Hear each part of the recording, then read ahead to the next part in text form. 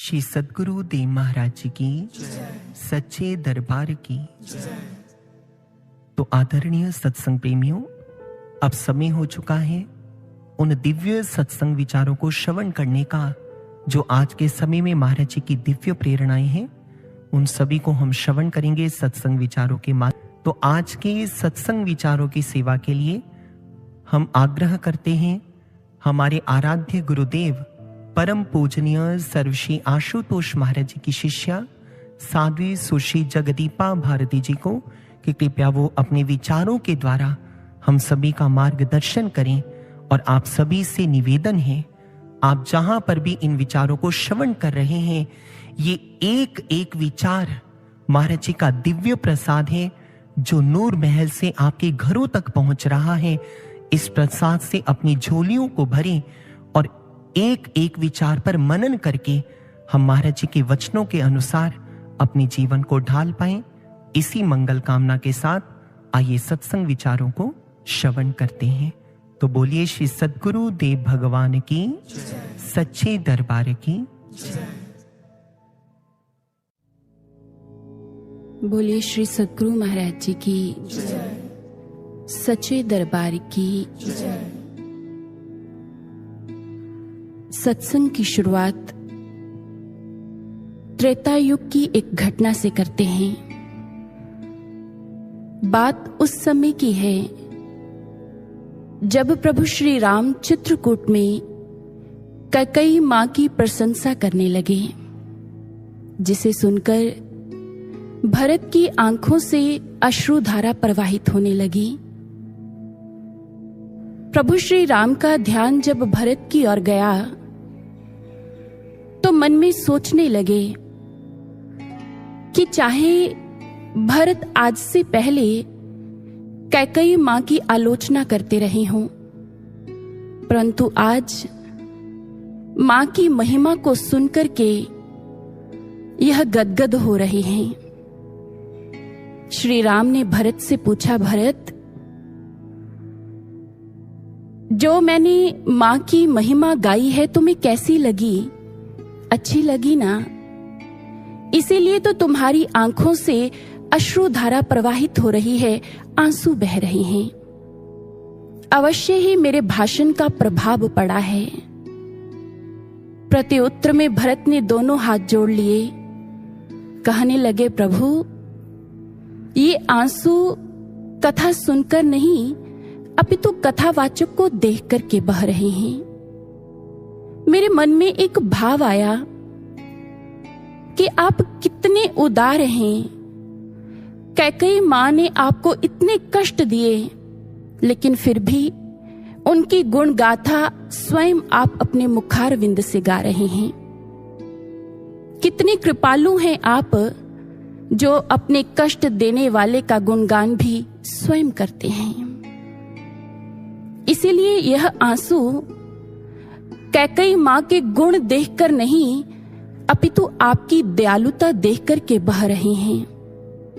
आप जैसा महान, आप जैसा कृपालु, आप जैसा दयालु और कोई नहीं हो सकता। सचमुच संत सुंदर दास जी, उन्होंने भी कहा और संत धर्मदास जी भी कहते हैं, साहेब दीन बंधु हितकारी, कोटिन एगुन बालक करही, मात पिता चित एक न धारी। कहते, प्रभु, इतनी करुणा मात्र आप में हो सकती है कि एक बालक करोड़ अपराध कर भी जब आपके सम्मुख होता है तो आप उनके दोष नहीं देखते, अपितु अपनी करुणा ही लुटाते हैं, क्योंकि आप करुणा वत्सल हैं। या यूं कह लीजिए कि वो अपनी करुणा लुटाए बिना रह ही नहीं पाते। इससे पहले कि शिष्य का मन किसी गलत मार्ग का अनुसरण करे, वो अपनी कृपा के सारे बांध खोल देते हैं। हर तरह से प्रयासरत हो उठते हैं जिससे कि शिष्य का कल्याण हो सके। योगानंद परमहंस, उनकी ऑटोबायोग्राफी में आता है कि एक बार उनका एक शिष्य जो भक्ति मार्ग से भटक गया, गलत मार्ग पर उसके कदम चलने लग गए। भविष्य में होने वाले गलत परिणामों को भांपकर योगानंद जी ने उसको हर संभव तरीके से समझाने का प्रयास किया, हर तरह से रोका, परंतु वह शिष्य किसी भी प्रकार से नहीं माना, क्योंकि उसने बुराई के मार्ग पर चलने का मन जो बना लिया था। पर शिष्यों को भक्ति मार्ग से भटकते हुए गुरुदेव कैसे देख सकते थे? उनके हृदय में करुणा जागी, बहुत प्रयास किए, लेकिन फिर भी शिष्य जब नहीं संभला तो जानते हैं, हमें बैठ गए। आज समय के पूर्ण सद्गुरु अपने शिष्य के कल्याण के लिए ध्यान में तल्लीन हो गए। एक ऐसा एक निष्ठ चिंतन अपने शिष्य के साथ जोड़ा जिसे देखकर पूरी प्रकृति ही तरंगित हो उठी और सोच रही है, कितना धन्य है यह साधक, सेवक, भक्त, जिसका कल्याण करने के लिए आज सुबह से शाम हो गई, योगानंद जी का ध्यान नहीं टूटा। यदि कुछ टूटा तो वह था शिष्य का अहम, उसकी जिद जो उसे गुरु दरबार से दूर लेकर जा रही थी। शाम हुई तो शिष्य गुरु के चरणों में था। गुरु के चरणों का स्पर्श प्राप्त कर फुट फुट मैं तो तुम्हारे ही इंतजार में था। शिष्य ने दोनों हाथ जोड़कर के कहा कि गुरुदेव मुझे क्षमा कर दीजिए, मैं मार्ग से भटक गया था गुरुदेव। परंतु गुरु दरबार से जैसे ही मैं बाहर निकला, जिधर भी गया, जो भी देखा, जो कुछ भी किया, मेरी आंखों के सामने मात्र आपकी छवि थी, सिर्फ आपकी छवि। ऐसी होती है सद्गुरु की दयालुता। उन्होंने अपने शिष्य के कल्याण के लिए आज पूरा एक दिन लगा दिया। प्रयासरत हो उठे कि कहीं मेरा शिष्य संसार की दलदल में धंस ना जाए, मैं उसका उद्धार कर पाऊं, उसका कल्याण कर पाऊं। इसीलिए तो तुलसी बाबा भी कहते हैं, बंदो संत चित हित अनहित नहीं कोई, अंजलि गत शुभ सुमन जिमी सम सुगंध कर दोई। वो कहते हैं, मैं संतों के श्री चरणों में प्रणाम करता हूं, क्योंकि उनके हृदय में समता होती है। ना उनका कोई शत्रु होता है और ना ही कोई मित्र। उनका स्वभाव तो ठीक वैसा है जैसे अंजुली में रखे हुए पुष्प होते हैं। कहते हैं कि वह पुष्प का स्वभाव क्या है? उन पुष्पों का स्वभाव यह होता है, चाहे तो उनको किसी ने जिस हाथ ने तोड़ा है उस हाथ को भी, और जिसने अपनी अंजुली में स्थान रखा है उस हाथ को भी, वो दोनों को बराबर मात्रा में सुगंधित करते हैं। ऐसे ही तो संत होते हैं जो सबका ही कल्याण करते हैं, सभी के हित के बारे में सोचते हैं, सभी के भले के बारे में, सभी के उद्धार के बारे में सोचते हैं। ऐसा ही तो प्रयास करते हैं गुरुदेव सर्वश्री आशुतोष महाराज जी। एक बार श्री गुरु महाराज जी के चरणों में कुछ साधक गण बैठे थे।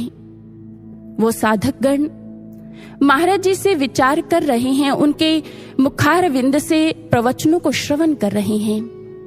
एकाएक एक सेवादार भाई गुरु महाराज जी के पास आया और कहने लगा, महाराज श्री आपके लिए किसी गुरु भाई का फोन है, वो आपसे बात करना चाहते हैं। महाराज जी ने कहा ठीक है।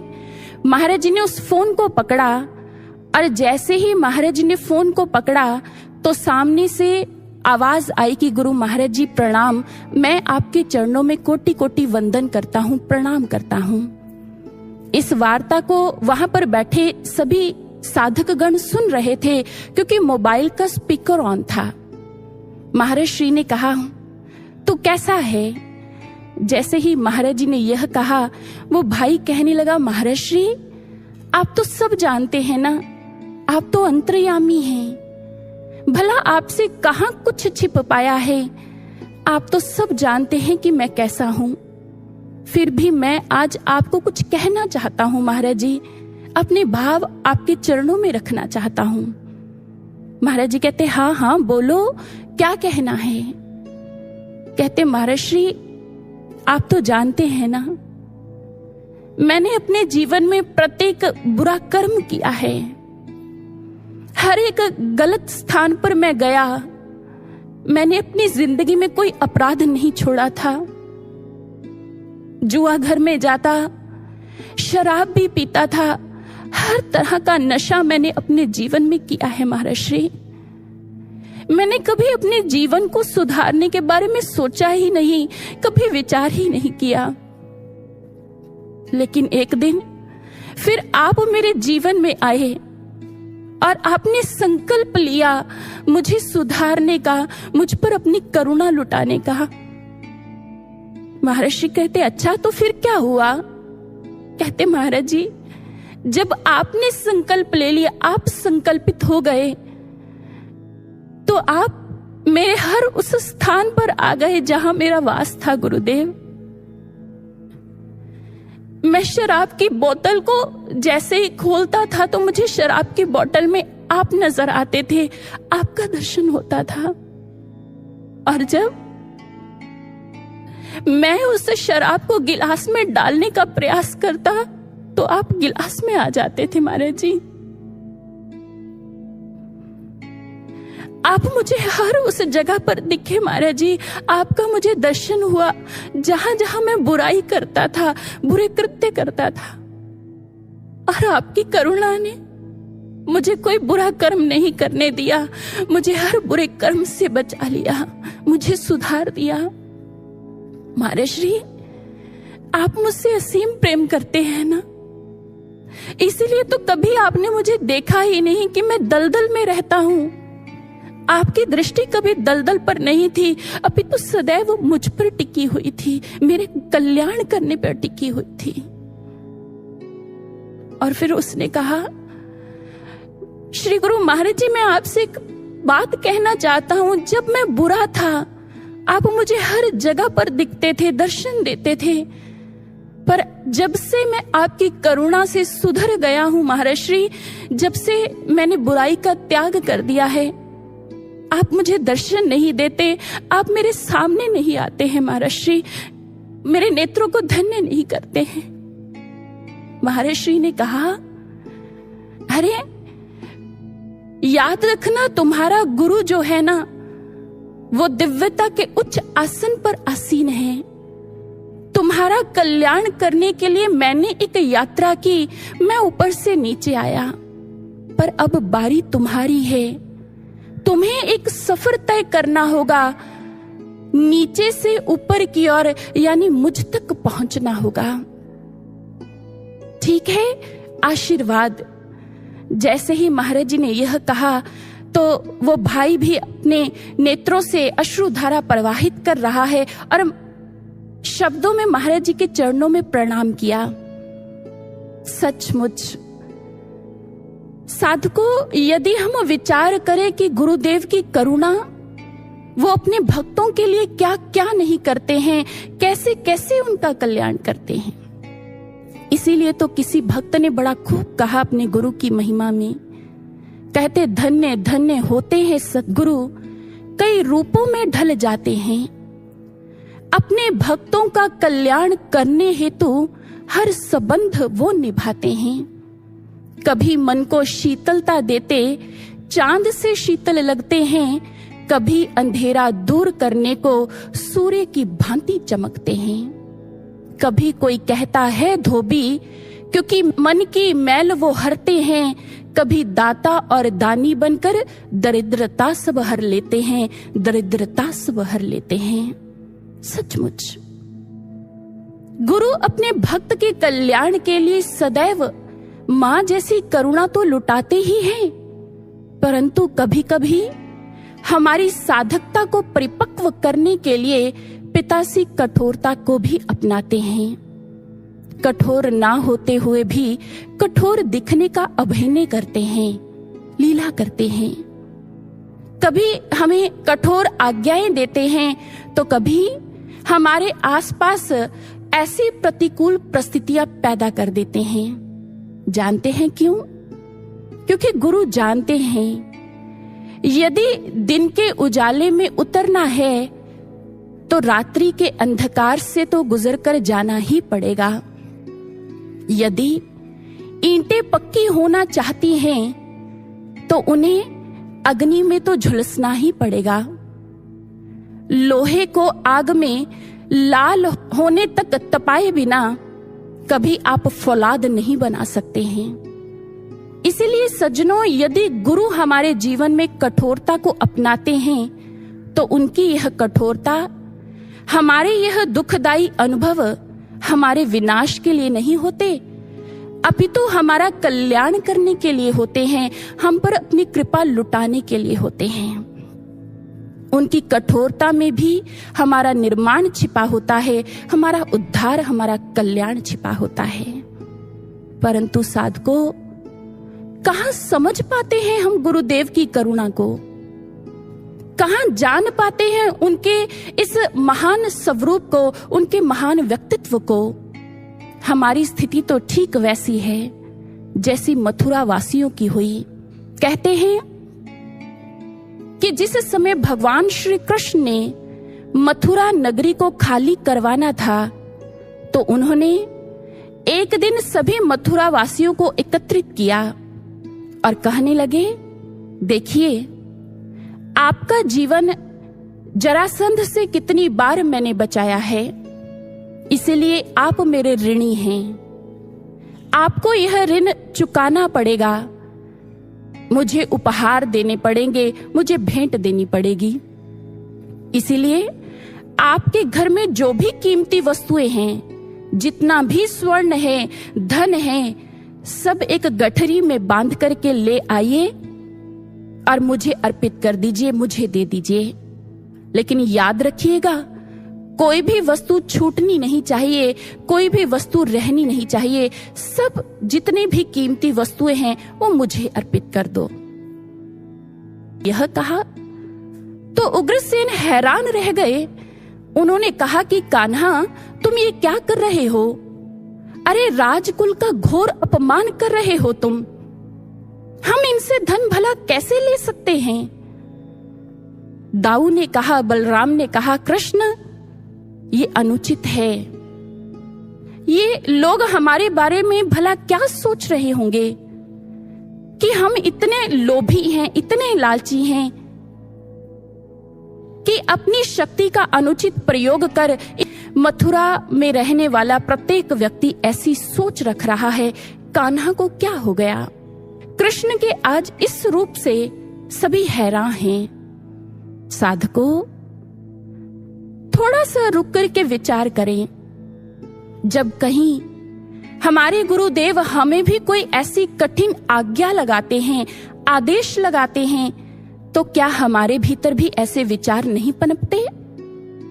क्या हमें भी उस समय मथुरा वासियों को दिख रहा है? वो आज कृष्ण का मांगना तो देख रहे हैं, लेकिन आज से पहले जो कृष्ण ने उन पर करुणा लुटाई, ममता लुटाई, वो सब भूल गए। वो सब आज अपनी आंखों से ओझल कर दिया। उनको गुरुदेव की करुणा याद नहीं है, उनको कृष्ण के उपकार याद नहीं है। याद है तो मात्र आज मांगना याद है। हमारी स्थिति भी तो ऐसी है। हमें गुरु दरबार से, गुरु के मुख से कोई ऐसी आज्ञा सुनने को मिले तो हमें भी लगता है कि ये गुरु ने क्या कर दिया। हम भी हैरान हो जाते हैं। क्यों सज्जनों? क्यों हमें अष्टावक्र का राजा जनक को जूतों के स्थान पर बैठने को कहना हैरान करता है? क्या जनक को विदेह जनक बनाने वाले संत अष्टावक्र नहीं है? क्यों शाह इनायत की बेरुखी बुल्ले के प्रति हमें हैरान करती है? क्या बुल्ले को काबिल भक्त बनाने वाले शाह इनायत नहीं है? क्यों हम गुरु के एक ही पक्ष को देखते हैं? क्यों सदैव उसकी ऐसी कठोरता ही दृष्टिगोचर होती है? उसकी करुणा क्यों नहीं दिखती? जो उपकार उसने किए वो क्यों भूल जाते हैं? आज मथुरावासी भी ऐसे ही हैरान हो रहे हैं। गुरु की करुणा, गुरु की कृपा, कृष्ण के उपकार सब भूल गए, सब विस्मृत हो गए। और वो जो आज से पहले कृष्ण को अपना भगवान मानते हैं, लेकिन आज इस घटना से उनको कृष्ण में एक साधारण इंसान भी नहीं दिख रहा। वो सोच रहे हैं कि कृष्ण कितना लोभी है, कितना लालची है। एक ही पल में ये सारी बातें मन में आ गई। आज कृष्ण ने हाथ क्या फैलाया, कुछ मांगा क्या? सभी के मन में संशयों के झंझावात उठ खड़े हुए। आज मन में प्रश्न उत्पन्न हो गए, कृष्ण ऐसे क्यों कर रहा है?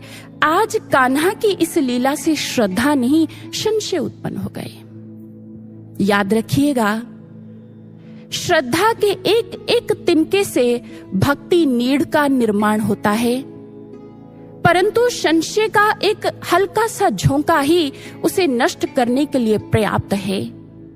इसलिए कहते हैं कि भक्ति की डगर पर एक साधक को यदि किसी चीज की आवश्यकता है तो वह श्रद्धा की आवश्यकता है। तभी तो कहा गया, कहते जब भी गुरु कोई आज्ञा लगाए, कोई भी आदेश दे, कुछ भी करने को कहे तो कोई किंतु परंतु ना हो। सतगुरु जो कह दे वो बात इलाही है, उसमें नुक्ताचीनी की बड़ी सख्त मनाही है, किंतु परंतु नहीं होता। लेकिन आज वो सभी कर रहे हैं। सब मथुरा वासी प्रश्न कर रहे हैं, कान्हा तुम्हें हमारा धन क्यों चाहिए?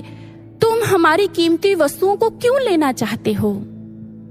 भगवान श्री कृष्ण मुस्कुराए, कहने लगे, अच्छा, आज से पहले तो तुम सभी मेरे लिए अपने प्राण तक देने को सज थे, लेकिन आज जब इस बात को पूरा करने का वक्त आया है, समय आया है, तो अपने कदम पीछे क्यों हटा रहे हो?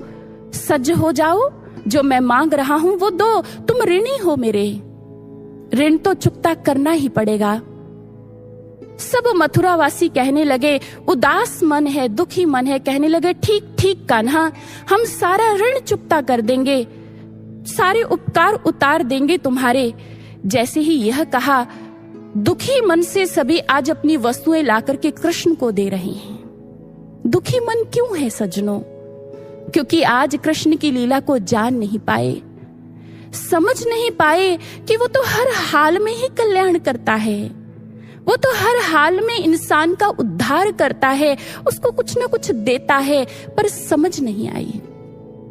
इस बात का ज्ञान उन लोगों को तब हुआ जब श्री कृष्ण ने द्वारिका का रहस्य उद्घाटित किया।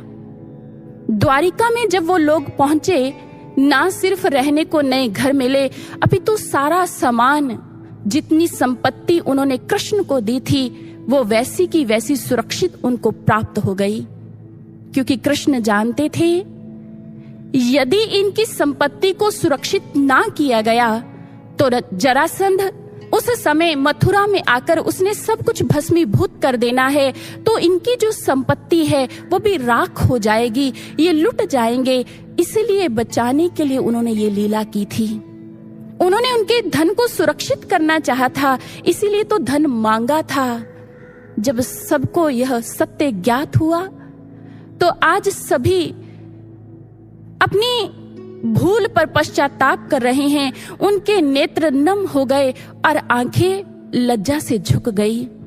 मन में मात्र यही भाव आ रहा है, हम क्यों अपनी बुद्धि को इस भक्ति मार्ग पर लगाते हैं?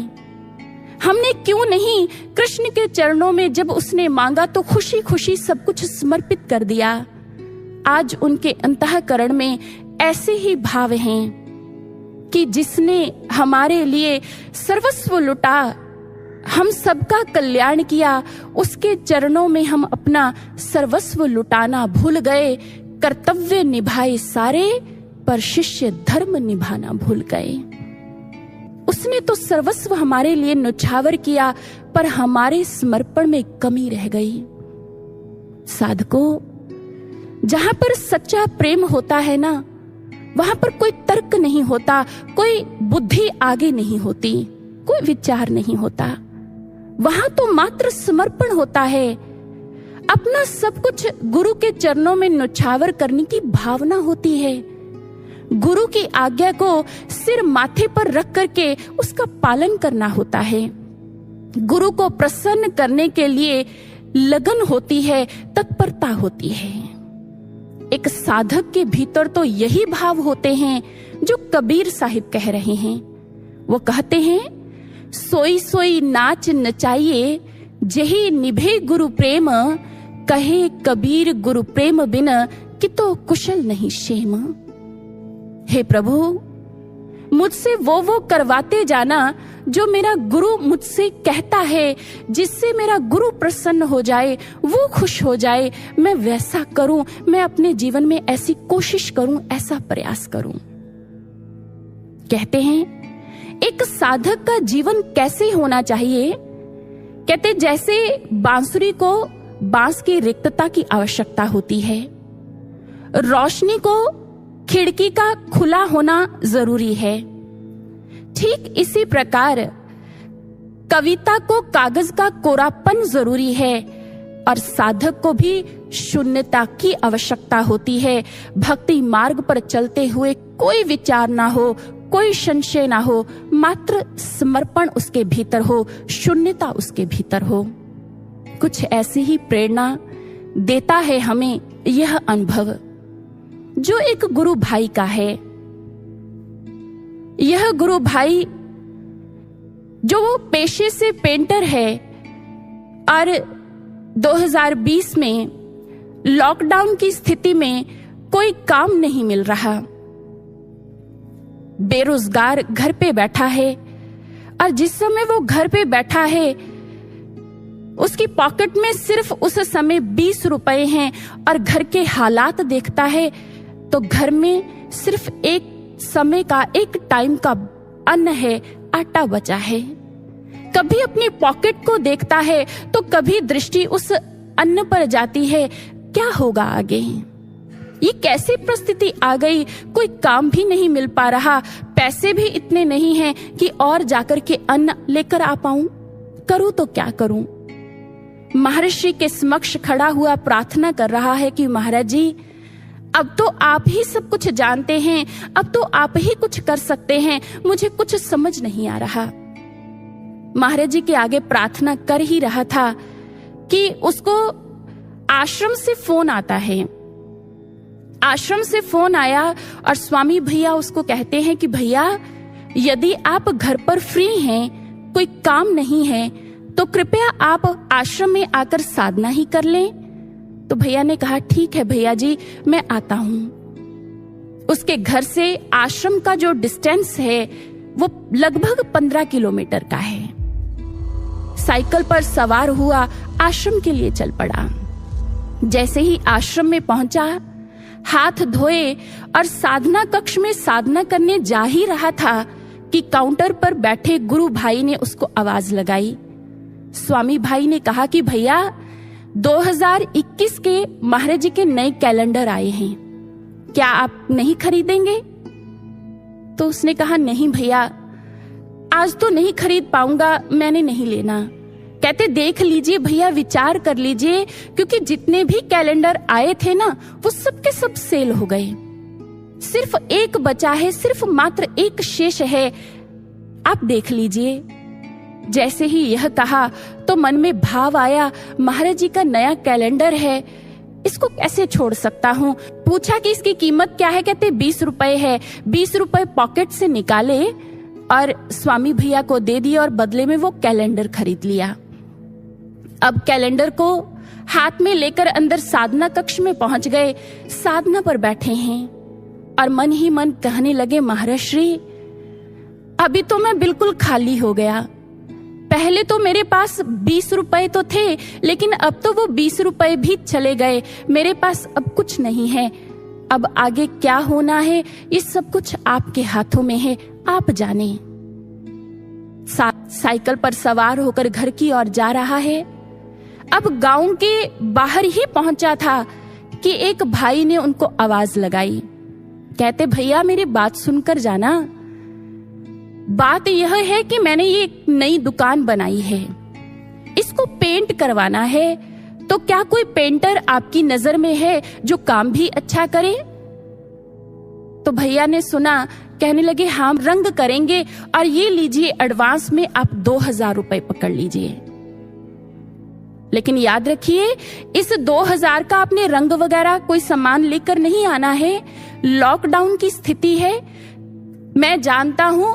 आप ऐसा कीजिए कि इस 2000 से राशन घर में ले आना और कल से आपने आकर के दुकान को रंग करना है, पेंट करना है। वो भाई ने 2000 रुपया पकड़ा, घर पहुंचा, अपनी पत्नी को सारी घटना सुना दी। जैसे ही अपनी पत्नी को सारी घटना सुनाई, मात्र 20 रुपए पॉकेट में थे। आश्रम गया, कैलेंडर महाराज जी का खरीदा, वो 20 रुपए भी हाथ से चले गए। और फिर मैं आश्रम से जब वापस आ रहा था तो रास्ते में एक भाई मिला, उसने मुझे काम भी दिया और साथ साथ ये 2000 रुपए भी दिए। तो उस समय उसकी पत्नी ने कहा कि देखिए, ये किसी और की नहीं बल्कि गुरुदेव की कृपा है, ये गुरु महाराज जी की दया है। आपने उनके लिए 20 रुपए दिए ना, तो उन्होंने बढ़कर के आपको 2000 रुपए दिलवाए हैं। अब महाराज जी को भूल नहीं जाना है, इसलिए आप ऐसा कीजिए, सबसे पहले महाराज जी के लिए सेवा निकालिए, उनका हिस्सा निकालिए, क्योंकि उनकी सेवा हमारा कर्तव्य बनता है। उन्होंने इतना किया तो हमारा भी तो कोई फर्ज है, आप सेवा निकालिए। कहते ठीक है। 500 रुपया उस गुरु भाई ने महाराज जी की सेवा निकाल दी। और अगले दिन जैसे ही कुछ मजदूरों को साथ लेकर के दुकान पर पहुंचा, पेंट करने के लिए काम कर रहा है, और उसका काम करवाने वाले व्यक्ति को बहुत अच्छा लगा। उसने कहा, भाई साहब बात ऐसी है कि मेरी एक कोठी भी है जिसको रंग करवाना है, और 3-4 दुकानें और भी हैं जिनको पेंट करवाना है, मैंने रंग करवाना है। मुझे आपका काम बहुत अच्छा लगा, इसीलिए आप ऐसा कीजिए कि ये सारे काम जो हैं मैं आपको देता हूँ, आपने ही ये सारा मेरा काम करना है, कोठी को भी 3-4 दुकानों को भी आप ही। वो भाई हैरान रह गया, क्योंकि उसने यह अनुभव दिसंबर 2020 में सुनाया। 2021 का कैलेंडर लिया, मात्र 20 रुपए गुरु महाराज जी के चरणों में अर्पित किए उस कैलेंडर को खरीदने के लिए। और देखिए गुरु की करुणा, गुरु की कृपा, उसका पूरा साल ही काम के लिए बुक कर दिया महाराज जी ने, कमी नहीं रहने दी, सब कुछ उसके जीवन में उसको दे दिया। साधको यह होती है गुरु की करुणा। वो यदि हमारे सामने, हमारे आगे हाथ फैलाता भी है तो हमें कुछ देने के लिए फैलाता है। वो यदि हमसे कुछ मांगता है तो हमारी जन्मों जन्मों की दरिद्रता का हरण करने के लिए मांगता है, हम पर अपनी करुणा लुटाने के लिए मांगता है। इसीलिए यह मत सोचिए कि शायद गुरु ने हमसे कुछ मांगा है तो गुरु को, गुरु दरबार को किसी चीज का, किसी वस्तु का अभाव है, कमी नहीं है। वो हमारी कमियों को दूर करने के लिए ही तो हाथ फैलाता है हमारे सामने।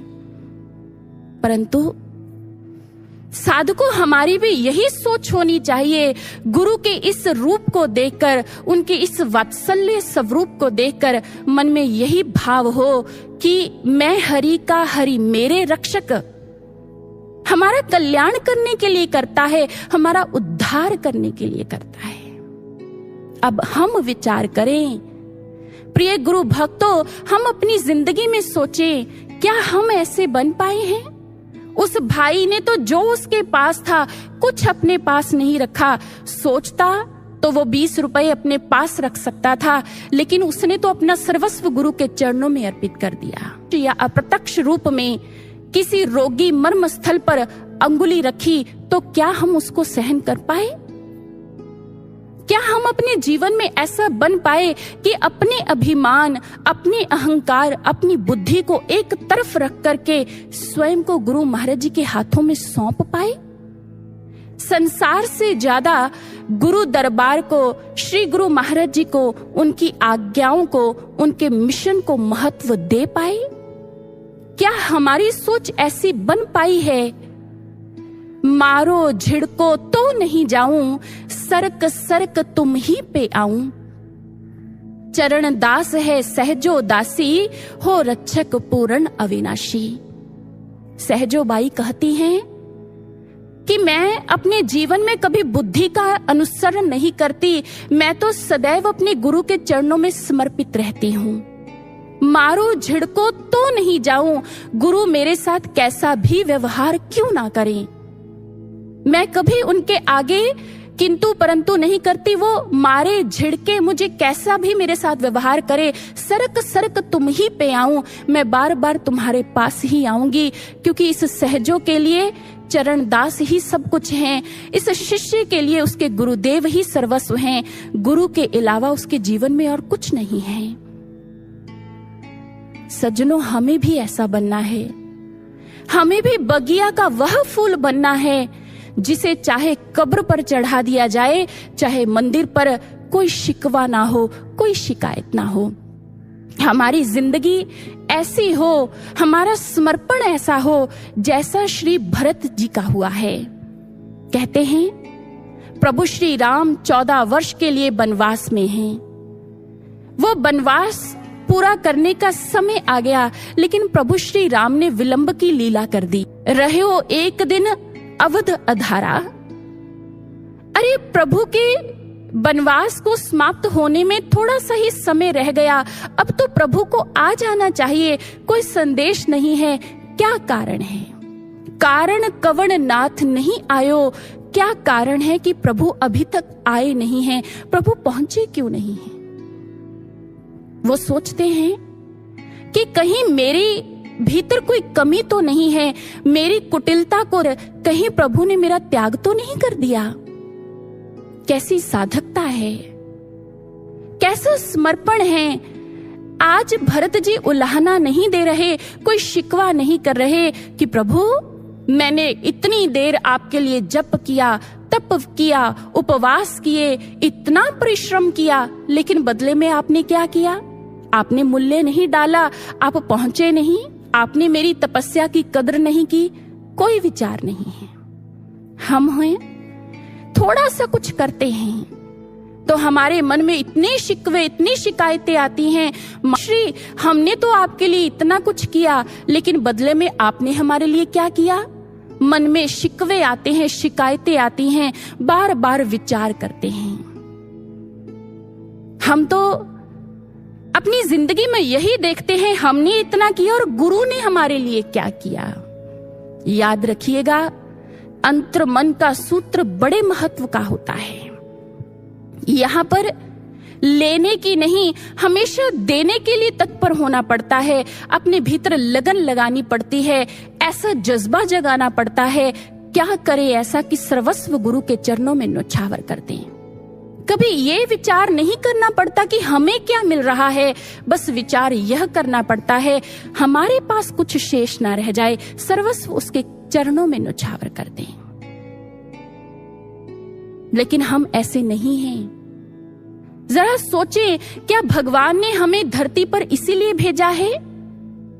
अरे हमें तो ईश्वर के मित्र के रूप में जीने की हिदायत देकर इस दुनिया में भेजा गया है, लेकिन हम हिसाब किताब लगाते लगाते शैतान के चेले बन जाते हैं। हम अपनी जिंदगी में विचार करते हैं, सब कुछ हमारी इच्छा के अनुसार चलता जाए, हमारा आचरण बड़ा सभ्यता पूर्वक रहता है, बड़े सभ्य व्यक्ति की तरह हमारा व्यवहार है।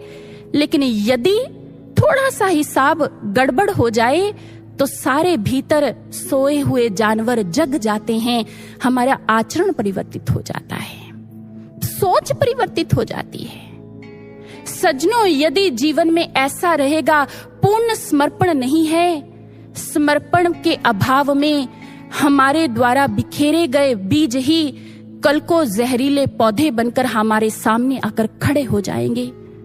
उसको गुरु ने लाकर के हमारे बगिया में खड़ा कर दिया, गुरु ने लाकर के हमारे सामने रोपित कर दिया। ऐसा कहने से कोई औचित्य नहीं होगा, मात्र मन में पश्चाताप रह जाएगा। अगर संपूर्ण समर्पण गुरु के चरणों में नहीं कर पाएंगे तो मन में सिर्फ पश्चाताप होगा और यही भाव होंगे। कतरे का सागर होने में कोई बात बड़ी ना थी, बस हस्ती के मिट जाने के भय से डरता रहा। बीज के तरुवर होने में संदेह ना था कोई, मिट्टी में मिल जाने के भय से डरता रहा। परवानों में नाम तो हमारा भी हो सकता था, बस क्षमा की तपिश में जलने से डरता रहा, क्षमा की तपिश में जलने से डरता रहा।